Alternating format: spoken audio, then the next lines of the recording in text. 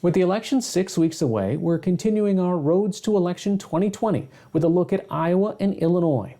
On August 10th, about 6 weeks ago, a rare windstorm known as a derecho pummeled a 750-mile stretch of the Midwest with upwards of 100-mile-per-hour winds. Eastern Iowa and the city of Cedar Rapids were hit particularly hard with up to 140-mile-per-hour wind gusts, similar to a Category 4 hurricane. NewsHour Weekend's Christopher Booker has more. Oh, man. Oh, man. They're often compared to a hurricane, but the winds of a derecho, while just as furious, behave a bit differently. Spanish for straight ahead, unlike a hurricane or a tornado, the winds of a derecho don't spin.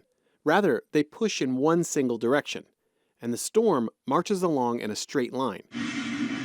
They form when the wet air of a thunderstorm meets drier air, creating strong winds of 58 miles per hour or more, called downbursts. And while not a regular summer occurrence, they can form quickly, making it difficult to predict and prepare for. With this, how much warning did you guys have? It was about 10 to 15 minutes, and I heard the sirens go off. And to me, when the sirens go off, it's typically like high winds, but they're usually a gust. You know, they don't hang out for 45 minutes, and they're not 120 to 140 mile per hour winds. Even if Raymond Seidel had more time, it's hard to see how the destruction of the August 10th derecho in eastern Iowa would have been avoided. It was massive. It's just, it's catastrophic for our area. In the days following the storm, with power lines and thousands of downed trees, eastern Iowa began to assess what had happened. In Cedar Rapids, more than 1,600 buildings were damaged. 1,000 housing units were deemed unlivable. Also, they've offered so much support. Seidel, a community organizer in Cedar Rapids, manages a resource page on Facebook with over 67,000 members for those affected by last month's derecho. He said that temporary housing is still needed for those displaced residents. As of 2 weeks ago, it was about 150 families, but the city said that number is, quote, fluid, as housing is repaired and rental units become available. It's hard to find housing when so much destruction takes place. So I know that we do have some in hotel rooms currently, but we also have some that are living in homeless shelters. And for those who aren't displaced, Seidel says residents are still struggling to clear tree debris.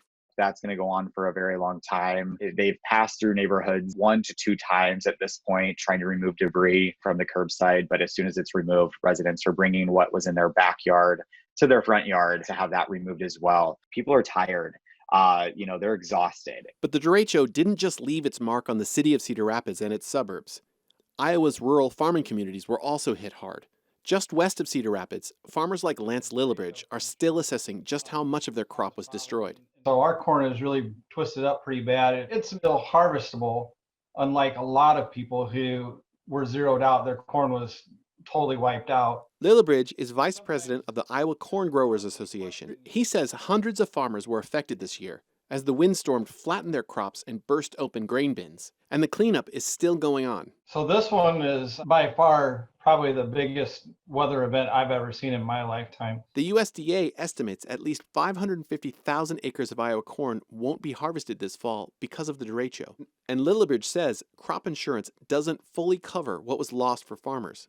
Financially, it's devastating.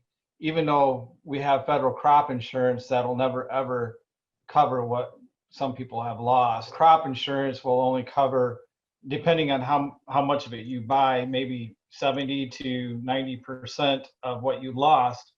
If you have 2 or 3 of these events in a row, maybe it's flooding, or maybe it's a hailstorm, or maybe it's a derecho. Long term, it can be real devastating on the insurance part of it. So this isn't just necessarily a one-time economic hit.